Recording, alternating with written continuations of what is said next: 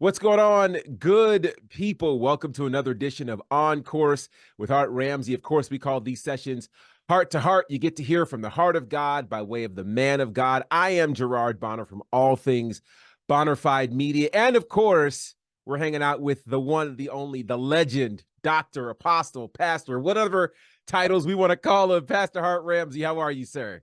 I'm doing well, Gerard. Let's go. What you got? What you got? Let's go. Well, first of all, I want to say thank you to everybody. I don't know that I realized how much noise people were going to make when we made our kind of comeback episode of sorts. Like people just, went crazy, which I like that. I like that. That means that this has been good to you. So there are a couple of obviously big topics that are out there. But one I want to get to before we get into all the other stuff everybody wants to get into is this. Congratulations. You got a new church. Church. let's talk about that because this is a big move. Talk about Hunger Church. Well, Hunger Church, first of all, it's a lot of story behind it. But when I first came to Atlanta, this was the first thing that I shared with everyone. It's a vision that the Lord gave to me. That's in 2018, December 31st, that I actually worked out or talked through with a couple people who were knowledgeable of what the Lord was leading me to do and all this stuff. So when I came to Atlanta, there's a lot of, of course, I came into the All Nations Expression. And when Apostle decided to go in a different direction, it left us all with a decision. What are we going to do? And so out of this was born the vision that I had for Hunger Church Atlanta. And it's going to be incredible. The whole thing is that if you have a passion for something, right, you become better at it. I think we're not good at serving the Lord because we lost our passion for that. Hunger Church is going to be about restoring that passion, and not just in one area, but in just serving the Lord, bringing it back, reducing everything back to simplistic, serving the Lord, enjoying our faith, making it. I mean, we probably won't do some of the things that other people are doing, but we're gonna do. But it's gonna be enjoyable. You caught that, okay? Yeah. I didn't want to go there, but Yeah. So we gonna keep it like within a certain guideline. And I want to speak to that. You want to jump? Let's go. Let's go. So of course, there's the big news in Atlanta about what happened at Dream Centers. And I've called Dream Centers because I know Bishop Murphy. I respect him. I love him. I've ministered there, and what their way of community building during their watch night service. Before I go into what I thought about it, I want to say this. Part of the responsibility of a good church is doing cultural life together. Mm-hmm. It's biblical. Yeah. When you go to Galatians chapter 2, when Paul confronted Peter, everyone knows about the fact that Paul rebuked Peter before everyone else, but what they don't know is the setting. They were in a Gentile setting. Imagine a family reunion type of setting where they had prayer and they had everything else. They were eating, but they were dancing. They were doing everything else. And Peter's standing back like, I don't know if this is, I don't know if I'll do that. And Paul rebukes him. Peter didn't start doing that until some of the other brothers came from Jerusalem, from the Jerusalem church, and they see how the Gentiles were getting down. And Peter was getting down with them until James and the people from the other church came. And Peter stood back so much that Barnabas, who was all in, Barnabas was probably sweating from dancing. And when he saw Peter pull back, he pulled back too. And Paul rebuked me and said, wait a minute, you were enjoying this before these people came. Mm-hmm. Call them hypocrites. Now, that's the inbounds version of it, right? I think personally that it was his responsibility to have some type of dancing at midnight. We did at NCC when I was in Dothan, Montgomery. We did it all the time. Yeah. Matter of fact, the fellowship, the Sanctuary Dome, we have church. We'll start the party in there. I'm not talking about. Forget the type of music. It's normally we'll start out at gospel, but by the time you got to the fellowship hall, they were playing line dance music. Yeah. And of course, I can't dance. My thing is I'm too holy to dance. That's a joke. but I just can't dance. But if I could dance, I probably would have done what he done. Maybe not the choice of song, but we got to. So the question, the problem that a lot of people have, Gerard, is the song. And what's interesting? A friend of mine actually produced this song years ago. Wow. Yeah. So I don't know the song. I didn't know the lyric of the song. I would not have chosen the song. It probably went further than he expected it to go. Mm-hmm. There's a lot of argument for that, right? But it is the story. Mm-hmm. Okay. Mm-hmm. Is it right? It was, I understood what he was going for. Yeah. I just would not have went that far. Yeah. What are Yeah. your thoughts? It's interesting. I think you said something that's very wise, and that is different churches have different expressions for the communities that they serve. Yeah. And I think it's important to understand that because what can happen is we can impose what worked or what we're accustomed to in our community Mhm. onto another community, and it doesn't necessarily fit. So I remember when I was in Virginia, there was a church that I went to. I guess I can call their name. It's not that big of a deal. Wave Church. I've talked about Wave Church before, and there were a couple of major adjustments that I had to make when I got there. The first of which was that they didn't have a watch night service. Like Right. they didn't, and I didn't know what to do with myself. Like, what do you mean by we don't have a watch night? Like, what is going on? Even Having to say, right. Well, then on top of that, I remember they had a major conference that they would do every year. And literally right after the conference in the hall in the vestibule, fellowship hall, whatever you want to call it, in that atrium lobby area was full party. I mm, mean, DJ, all the things. And what I realized is their community works well that way. And my measurement for is this good, is this not good is okay, but how would worship be? Right? right, How was worship? Were people getting saved? Were lives being changed? And all the boxes were checked every time. right. So it then had me start to think, okay, so are these issues of sin or issues of preference? Mm, And so I had to go, these are issues of preference. right, Some of them might, sip alcoholic beverages at varying times, et cetera, et cetera, et cetera. Wasn't my thing per right, se, but I wasn't gonna then turn around and dog that church. I mean, I remember we did very unorthodox things. I right, remember one Easter, we literally did an entire Easter service based on Beatles songs. right. And You the remember? whole yeah, and the thing I was trying to figure out was, okay, how is all of this gonna work? Because Mhm. I'm in the music department and I'm trying, all right, you want us to teach these songs? Okay. I got no idea how this is gonna work. And I remember people showing up in droves, A, Mhm. to service, and B, when it came time for altar call. So for me, it's understanding what works for one community may not work for another community. Right. The question is, what are the results? And I don't know that people even thought about what the results The were. results for so the results we heard was 150 people gave their life to Christ, whatever. Right. So I want to kind of segue to this. Yeah. But I think what believers miss, there's so many teaching points in this. The So first many. one is this. The first one is this. What you bait your hook with is a part of the wisdom of catching fish, Yes. right? What you bait your hook with. I could disagree with your bait. I went Mhm. fishing with some guys one time, and they would use nothing but live bait, Mhm. Mhm. and they would speak ill of the people who use synthetic bait. Wow. Fishing with some people that use synthetic bait, and they caught more fish, real live fish, than the Mhm. people who fishing because the people who were fishing with the live bait were more committed to their live bait than to the fish they were catching. Wow. And the people Wow. who were fishing with synthetic bait were more committed to catching more fish to share with their family. Right. So I think there's an issue. The second thing, Gerard, that I think is important, and this is going to blow people's minds.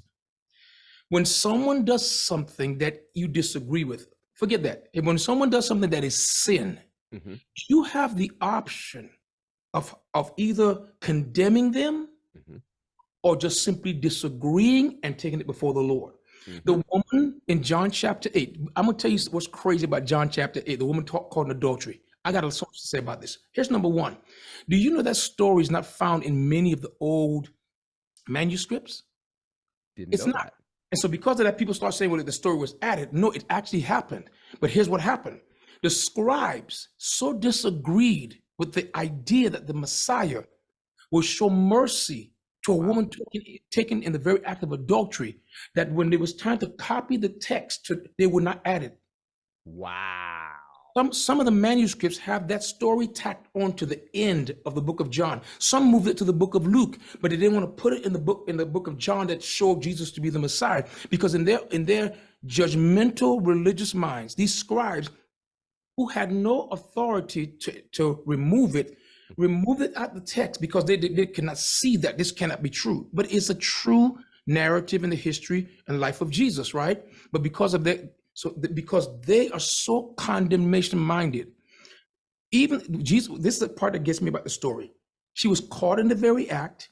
She never said if she wasn't. No one was there to prove that she wasn't. The evidence was stacked against her. Jesus, at the end of this thing, says, "He that was without sin cast the first stone." Because when the first stone is thrown, then all the other witnesses must take stone and stone the woman too. There was no one to throw the first stone. Why? Because everybody was guilty. That's the first thing of something. The second thing is Jesus looks up at the woman. He says, "Woman, where are those thine accusers? Doth no man condemn thee? No one sentenced you to death?" She said, "No man, Lord." He said, "Well, neither do I condemn you." Wait, God in the flesh tells this woman caught in the very act of adultery is a worse sin than dream. If the dream sinners thing was a sin, to me it was an error in judgment. But if it's a sin, if you think they went out there saying we're going to sin against God, and you went to condemn a whole congregation of people, you're judgmental, super spiritual, self-righteous. We have the choice to either show grace and pray and have conversation, or condemn and write them off and call them false. And I can tell you something, the church is horrible. Do you know that the opposite of justification is condemnation? It's in the Bible. The opposite of justification is condemnation. The opposite of righteousness is condemnation. The opposite of righteousness is not sin. The opposite of righteousness is condemnation. Wow. Because both righteousness and condemnations are results. Righteousness is the result of when I give my life to Jesus Christ, he gives me his righteousness. When I commit sin, the result is condemnation, right? Wow. I condemn myself first. If the Bible says whatever is not done of faith is sin, if he did that in faith and he chose the wrong song, it's one thing for the world to say, the world goes, "Oh, I can't believe they played it in church." The world doesn't understand God, which is interesting. The world is, the head of the world is the devil. He's the God of the world. But for the church to chime in, again, I would not have chosen that song. Primarily because I can't dance. Secondly, because the lyrics part would have freaked me out. The lyrics were too against what I believe theologically and philosophically. But I think the church tries to find too many reasons to kill everybody. And it's always allowed as, why you got to go to social media? Why you know who had a conversation with them? And then they claim they're fulfilling the righteousness of God by taking to social media and being loveless. I'm sick of them. I hate it here. Yeah. You know, the interesting thing about the social media piece, which I find to be so intriguing, is and our mutual friend Brandon Clack talked about this, about how the language of success in social media is going viral.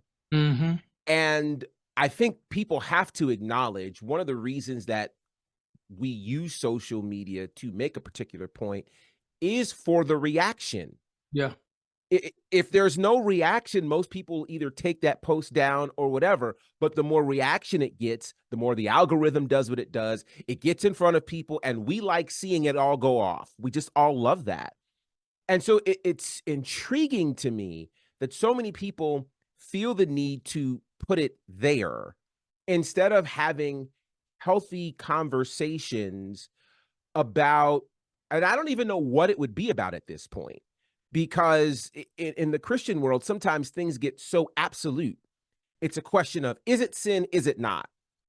Not whether or not it's a preference, because there are things that are preferences that aren't sins that for instance, the church I grew up in was an apostolic church that did not believe that women should wear pants or makeup or jewelry or any of that kind of thing. But then there were other churches in that same denomination, an organization that believed otherwise. Right. To the point where it went to like a national vote, which I think is just nuts. But there are people who are trying to determine, are you saved or not, by whether or not a woman wears pants or skirt. Right. Like, these are preferences. These Yeah. are not. Yeah. So here's the question I want to get to. How can we, because it seems as though every week the church is in an embroiled discussion about something extreme. I mean, literally the week before that, it was something else. And the week before that, it was something else. And the week before that. How do you think the church can graduate to a space where conversations about these kinds of issues end up being healthy conversations and end up being conversations about preference versus division? Yeah. So I think social media has kind of given everyone a soapbox. Mhm. Everyone has their own following, and so the opinion is now king. Yeah, The yeah. proper opinion is the most, just like, for example, we have to bathe our bodies every day because of interaction with the world. Mhm. Our souls need cleansing. And Yeah. the stink that comes from our body, we could identify with it, okay? Normal human functions. But the stink that comes from our souls, one of the stink is negative thoughts and opinion. Opinion is the foulness of it can be the foulness of our souls, because it's not, an opinion is not based in truth. Normally it's not based in facts. It's just based on the way I see it. Right. And the way you see it can be skewed, but based on the lens you're using, based on the trauma you're working through, based on your unhealed trauma, based on your unforgiveness, based on your personal experience. Like, there's some people, you mentioned the word victim, Mhm. and they put up walls and they go into some kind of avenger mode because something happened to them that they never quite settled. So when you mention anything that seems to be against them, they want to come at you. They would burn a relationship down over a word. Okay. Right. So my heart about this, Gerard, is that I think that we need to start as pastors bringing conversations back to our houses. And say, okay, they did this over there, right? Use it as a teaching point. Here's what I think. Right. Here's what they thought. Here's what the word of God says. So we're going to pray for them. Okay? Let the Lord reveal it. I'll tell you something. 9 times out of 10, when a believer misses it, it's either an area where we're not developed in. It's either immaturity, insensitivity, right? Or it's an area of compromise. Either way, what happens to a lot of believers is that when something happens, the first thing we charge people with is intentional compromise. I'm a pastor, and I've done things. We just didn't have social media back then. I've done similar things to this. I started I started the lyrics to a song one Sunday morning in church. Church was packed, right?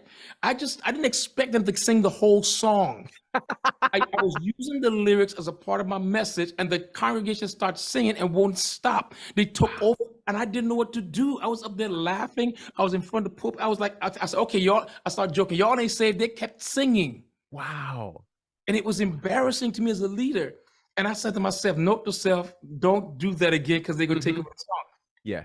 And then when it got done, I went back to the message, changed the message. No one was worse off, right? Because that moment happened. Because the fact, what was more important? They were singing it together, and they felt a sense of camaraderie. It's something that it was a part of their past. It was a part of, and I watched them. It was a Temptation song. The lyrics were a little bit, but still the lyrics weren't speaking of biblical truth. Right. Right. I think what has to happen to us is that we have to be compassionate enough and merciful enough to ascribe to people, let people be as human as we are. Man, that thing went left, man. I believe it went left. And I think that as a pastor, the intent was, the Bible says, whatsoever is not done of faith is sin. If you don't do it in faith, it's sin. So it may be sin to you because you think it's wrong. But if he didn't think it's wrong, he did it in faith, then God may have to bring him up to a certain level. And or not, God may need to bring us up to a certain level. Fair enough, yeah.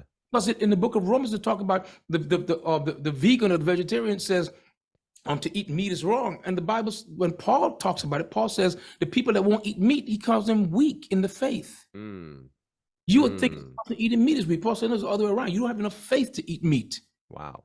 So maybe we don't have enough faith to dance the beats. I mean, I don't know. I'm just saying we're not the Lord, and I don't reduce a person's. One lady on my post called him false. I said, you called him a false pastor because of one. What about because of one song? Wow. Check this out. One song makes him a false pastor.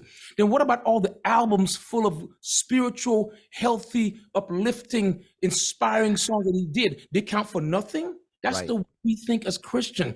You could do one thing wrong and erase your entire salvation, your entire legacy, but you do 1,000 things right and they give you no credit. It's wickedness. It's not the Spirit of God, and they need to repent.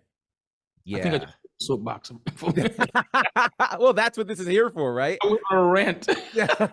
But I think that is so interesting because people's memories are very, very short when it comes to other people. In terms of extending grace, you know? So, I mean, in this particular case, you're right. How many songs have these same people worshiped over, been encouraged through, you know, used as their anthems time and time again? But then this one moment that some people may disagree with now is the measuring stick for his entire existence and everything he does and touches. It's wickedness.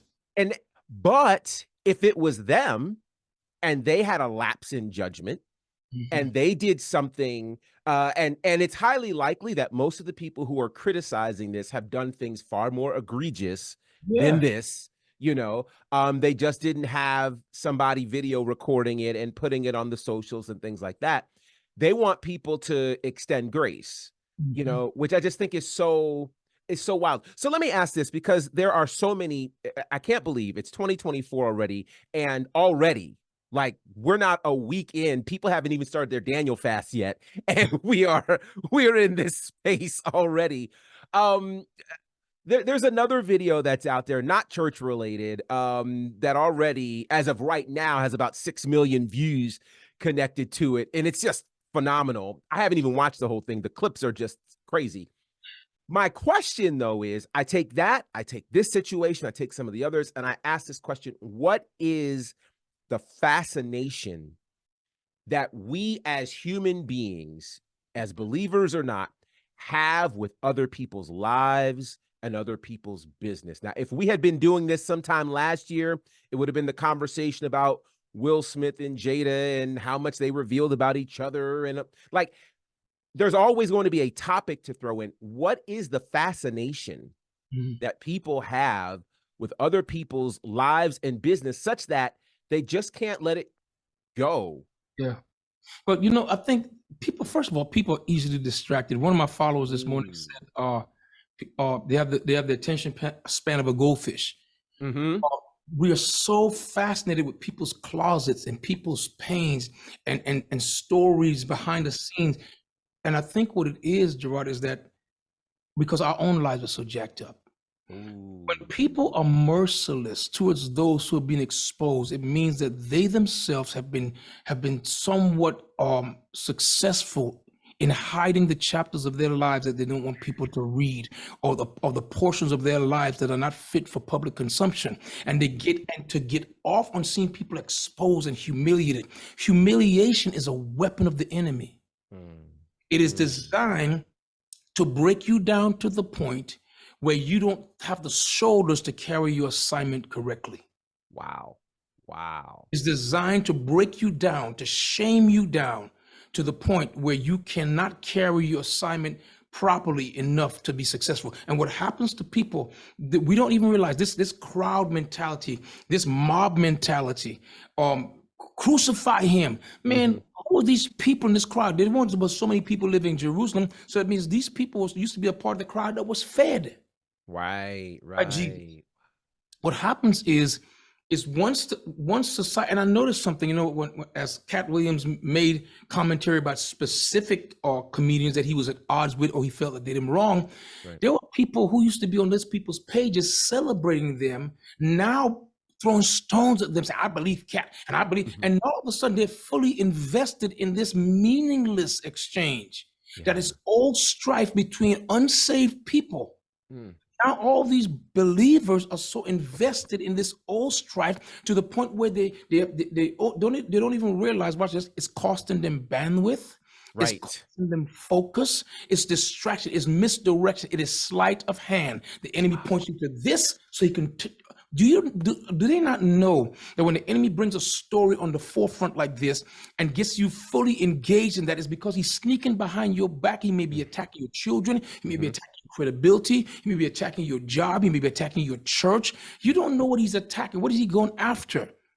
The rule is, if I see what the enemy is bringing this attack, I know what God is releasing grace. Right? The enemy only attacks where God is releasing grace. But if I'm distracted all the time at people's skirts being lifted over their heads, or people's impropriety, or people's failures, or people misbehavior, whatever, then I'm always focused on something other than what God put under my purview, my jurisdiction, my responsibility. I saw this thing with this video. I watched the first quarter of it, first 25. Okay. And I couldn't watch anymore. And it's not that I couldn't watch anymore because I'm better, or it wasn't that. It's just that I got to the place where I was like, he's drunk. First of all, he was drunk. Second of all, this is interesting. When there was tabloid revelations about him, I turned my head. So when he was always in the tabloids, they were always dogging him out. I looked away. Yeah. Out of respect for him. I remember him being in movies. I respect his art. So I didn't want to hear his story out of respect for him. So for me to sit and watch him tear people down, expose people in a mean, bitter, petty spirit. And I want to go a step further. There's something going on in the world today where men are getting on social media and revealing the business about other men like they're teenage girls. What happened to the masculinity? What happened to a bro code or something like that? You mean to tell me it's demonic? And so now watch this. And a friend of mine said, well, men have always talked like that, but it wasn't cool in the bro code. And it's like you didn't go out there just talking. Right. I'm not saying that we cover up people's misbehavior. I'm saying you got whole rappers out there talking junk about each other. When did this start? Right. So from circling back around, for me, I think the big issue is we have become, we fetishize people's failures, people's exposures, people's weaknesses, people's stories and we do it because if they become small, it makes us feel big. Can you imagine a person who've accomplished a lot is up here, and all of a sudden he's brought down to earth. Now he's beneath you who think that you're nothing. You've always seen yourself as nothing. Now you get a chance to spit in the face or kick dirt on a person that everyone looked up to. It gives people a demonic sense of power. Yeah. Ooh, that's a lot. Yeah, but it's accurate. One of the thoughts that comes to mind, I know someone who it explains, what we call certain guilty pleasures in certain television shows. And I remember asking somebody, what is your fascination with this particular show? And the answer is always the same. It makes me feel better about where I am. And I'm just like, what? TV does that. It does that. And it's so wild to me. So let me ask, there's two thoughts in my head. I don't know which one we'll go with, but let's go with this one. Part of the reason, like you said, that people engage in this type of behavior is because they don't feel good about their own lives, or they're not confident about the life that they have. I know one of the things that I had been dealing with, certainly in 2023, is around confidence, and how as believers and as people of color, historically, we've not been given permission to have confidence. Right. How do we in 2024 begin to walk in confidence, or how does the church become a place where confidence is appreciated and not confused with being arrogant? Yeah. So the difference between confidence and arrogance is well, let me start with arrogance. Arrogance doesn't mean arrogance speaks to the fact that I measure myself by you. For example, what the Bible describes as arrogant or pride is not how I see myself. It's how I see myself in relationship to other people. Wow. So arrogance is, and interestingly enough, what the Bible calls pride is not how I see myself in relation to me. It's how I see myself in relation to what God says. Pride is a haughtiness that's directed towards the word and the directive and the person of the Lord. People don't know that. Wow. In our idea of arrogance is me thinking I'm better than you. Confidence, me, for example, people say, well, you think you're good. You think you're better. Yep. Better than what? Better than I was yesterday.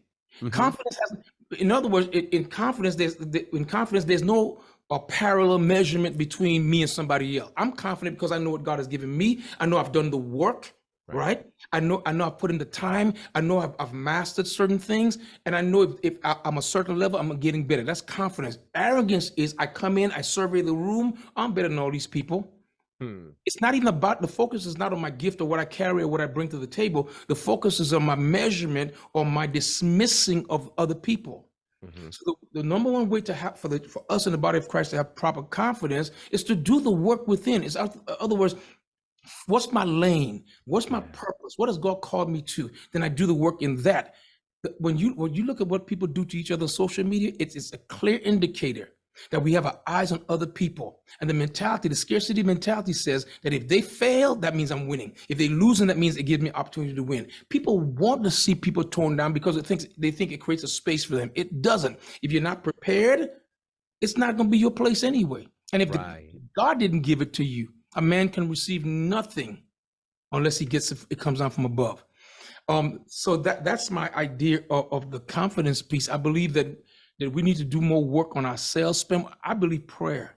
I heard Bill Johnson say something that blew my mind. He said, prayerlessness creates a vacancy in the house of my heart. Ooh. So when I pray, it furnishes the rooms in my heart. Wow. When I don't pray, the rooms in my heart are left empty. And when my heart is empty, and I don't, if hunger, that type of hunger, you could satisfy hunger by eating healthy, nutritious food or gouging yourself on swine food. Social media has become swine food, and we gouge ourselves on all the filth. We're eating the filth that comes from people's lives and rejoicing in the fact that we fool. That kind of feeling does not give you passion to fulfill vision or to fulfill what God called you to do. And then you're sowing a wicked seed so that if you ever succeed, you're going to have a bunch of piranhas at your feet, just like you were at the feet of the people who succeeded. And we pause and Right. Wow. As you were saying that, it made me think, it is the idea of, you can eat to live or live to eat. And, it's possible, you're right, we can eat and get full, but the things that we're filling ourselves with may either give us energy to do things or weigh us down so that we can't. Yeah. And you eventually find out long enough that eating the wrong thing ends up damaging your body, causing sickness, doing all kinds of things. And obviously it has the same effect emotionally and spiritually and socially as well, which is matter of fact, Gerald, let me teach you something. So, during the holidays, I finished the year really drained. And so I was talking to the Lord about, okay, what is this? And it's not physical. The Lord says it's not physical. He said, your mind is tired. And he had me to pull back some. And I realized I stopped. I didn't take all the phone calls I would normally take. I didn't handle all the problems. I'll tell him, hey, I'm working on my bandwidth. And I felt it gradually start to build back up. You could be so mentally and emotionally drained that your creativity starts to suffer. And you become your axe becomes dull, and you feel like maybe it's time for me to give this up. No, you just burnt out, right? Here's what I learned. The most draining things on my mental health, my emotional health is, you ready for this? Number one is social media. Wow. Consuming all that junk information that means nothing. It has nothing to do with where I'm going. Yeah. Number two, texting and emails. Wow. Maybe that's number 3. Number 2 is phone calls. Mm, Number okay. 2 is phone calls. Number 3 is texting and emails. And then number 4 is sitting there watching pointless TV, Mhm. or surfing or watching junk on YouTube. What I had to do is cut these things off. And then when I did get some bandwidth, get in the Word. And what I found out about reading the Bible is that it began to, instead of stealing from my bandwidth, it began to expand it. Wow. Praying in the Spirit, Mhm. praying in your understanding, studying the Word, listening to worship music, they expand your bandwidth. While things like social media, and I'm gonna tell you something. What I started to do is I started December 31st. I'm purging my friends list on Facebook, Mm. because Mm. there's some people that were my friends and I love them, but they're so full of judgment and so full of hatred and negativity and always talking about people. And I would read that stuff and it would grieve my spirit, but they're my friends. You Mhm. can be my friend in real life, not my friend on social media. So I started unfollowing people, unfriending people, blocking some people, Yeah. right? Because if we don't do that, what it's going to do is, this is the beginning of the year. 2024, we told to come in here, sit down, don't touch nothing, don't talk about nothing, just sit down. We are 4 days in, Mhm. Mhm.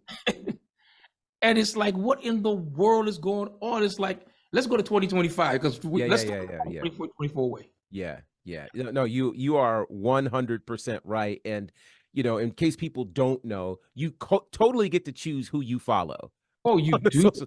Like, and sometimes you have to make that decision that you know what I don't have the bandwidth to tune in to this kind of Yeah. activity and It's not commentary. good for you. And here's what it trains us to do, back to the point we made, Hmm. is that it strengthens the muscle of my opinion. Hmm. So much so that my opinions are stronger than the mandate of God Mm. to be loving towards people. What Wow. I think about this, and I don't just want to know what they did. Yeah. I want to have an opinion about it. I want to form a judgment about it. I want to not just cancel them, I want to stone them for being so stupid and being so weak and being so hypocritical, or being so whatever they are. I want to hurt them for hurting me, because everybody's hurting me. Or invariably, it comes back to one thing: me. Yeah. Yeah. I, me, my, mine. Hmm. All right. Oof. Well, we've given you guys a lot to consider today. It's a lot. It's a lot, but that's why you guys love this podcast, and I'm so glad that this is out there for you to consume, for you to think about, for you to converse with and have conversations about. And if you want to do that, reach out to us. You know how to find us, of course, at Hart Ramsey for Pastor Hart, or use the hashtags Heart to Heart or On Course. And we'd love to have a dialogue. And as we put out there for you before, in this new season, we'd love to hear what you guys would like for us to talk about. So by all means, let us know as well. And we will certainly give you credit and talk about whatever it is that you want us to talk about. And it should be pretty enlightening. So until next time, family, make sure you're following us. Make sure you're subscribed to the podcast. Share this with other friends as we continue to get on course with Hart Ramsey.